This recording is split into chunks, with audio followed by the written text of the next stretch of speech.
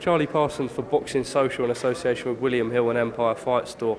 Eddie, props where props are due. What a night, what an event. Yeah, unbelievable. I mean, I was watching that walk-on. I mean, we must have had, 400 Maharachi?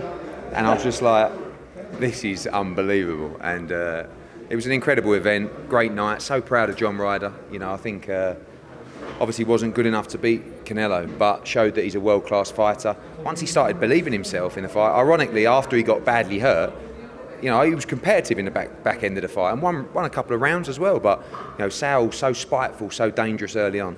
And great night, gutted for John, but Sal moves on and probably to a Dimitri Bivol fight in September. John, after 2-3 rounds, his face was busted up. Canelo, as he always does, disguises those shots. They look like they're going to go to head. They were landing at the body at ease. The majority of the consensus at ringside was this isn't going past 6. I know we will go on to just how good Canelo is, but what a gutsy performance. Probably the strongest performance of a Brit against Canelo. Yeah, and I think that, you know, there's always criticism about fighters. Did they quit? Did they look for a way out? Fans love it when a fighter refuses to give in, especially when one fights back. So John stopped Rose tonight, you know, not close to winning out here, but after he busted his nose in the second round, he couldn't breathe the whole fight. To stay in there and to, you know, and then hit the knockdown and to come back, like I said, just start believing in himself a little bit more.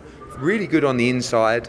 Canelo tired as well in the back end of the fight, and John should be really proud of himself. You know, he's stopped Rose, and I think there's big fights out there for him. Special word on the 8th round. He was dropped, right, and they called it a slip. It definitely wasn't a slip. If they ruled it a knockdown, he would have taken the 8 count, yet he just rose straight back up. Yeah, I don't think it was a knockdown. I think I thought they crossed feet. But he did. He bit down on the gum shield. Started trading. When he was trading with Sal in mid-range, he was having a lot of success. But again, it's just like believing in yourself.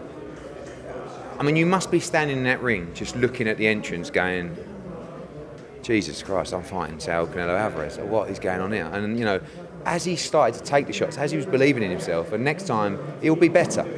You know, I don't think John's ever going to be good enough to beat Canelo Alvarez, but very proud of the performance, and he's a world-class fighter. Just a little bit on Canelo, regardless of how tough John was, and I think Canelo will probably come out of that maybe gutted not to get the stoppage, but that was just credit to John's heart, right?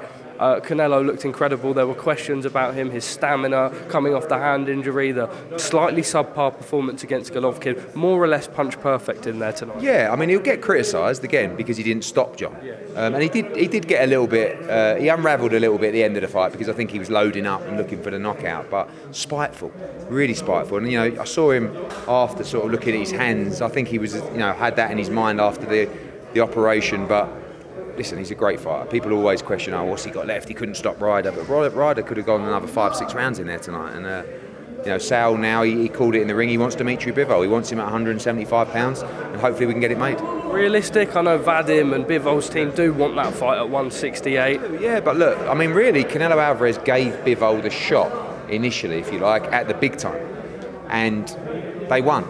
Now they kind of need to give Canelo the shot, if you like. And with the better be a fight not being able, because of the WBC's comments, really, whether you like it or not, it's the biggest fight by a mile for Dimitri Bivol. So we'll have to see. If he doesn't take that fight, we'll get him a defence in August. And but I think hopefully we can get that over the line. Eddie, 2 signings tonight.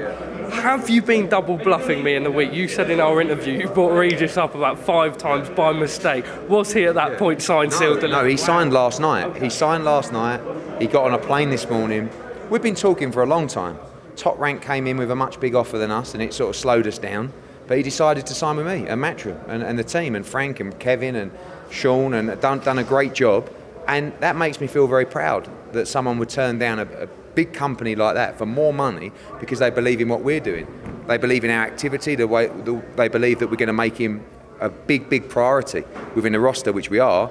And straight away we announced June 17 in New Orleans, taking him home to fight Liam Paro. So straight into it. I think he's the best 140 pounder in the world, and that division is going to be so important. That's a big signing for Matchroom Boxing USA. Am I right in saying that there's a 50, maybe slightly more % chance that Conor Benn could take part on that card in New Orleans? Yeah, he could be on that card. We'll have to see what happens this week coming.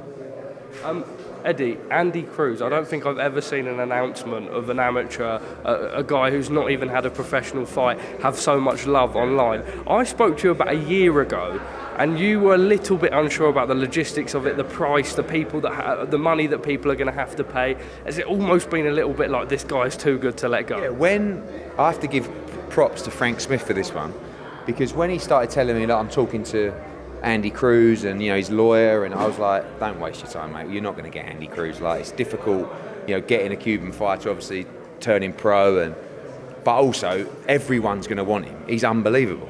And he was like, no, I think we can get him, and anyway, obviously he signed last night or 2 days ago, flew him straight in. Let me tell you now, this may be our greatest ever signing.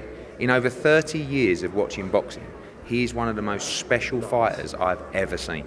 I mean, obviously, won gold in the Olympics, 3-time world amateur champion, beat Keyshawn in the final and comfortably so, and Keyshawn's a great fighter.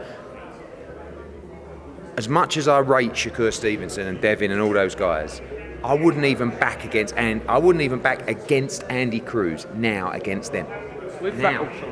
With that being said, how quickly do you move him? We look at someone with we look at someone with a pedigree like Vasily Lomachenko, world title in his third fight, I believe, second fight. Do you go that quickly? There's a risk in doing that, right? I want to build it. Look, the love from that signing is probably bigger than any love we've had, but it is from the boxing community, right? So we need to build Andy Cruz. I've got to go out there and speak with the same passion that I've just spoke to about how good this kid is. So, no, not in his second fight, but it will be 10 rounds in his first fight. It will be debuting in July. And this kid, it's so... I love, as a promoter, having a fighter that you just can stick in fights and I've got the edge in this fight. And that's Andy Cruz.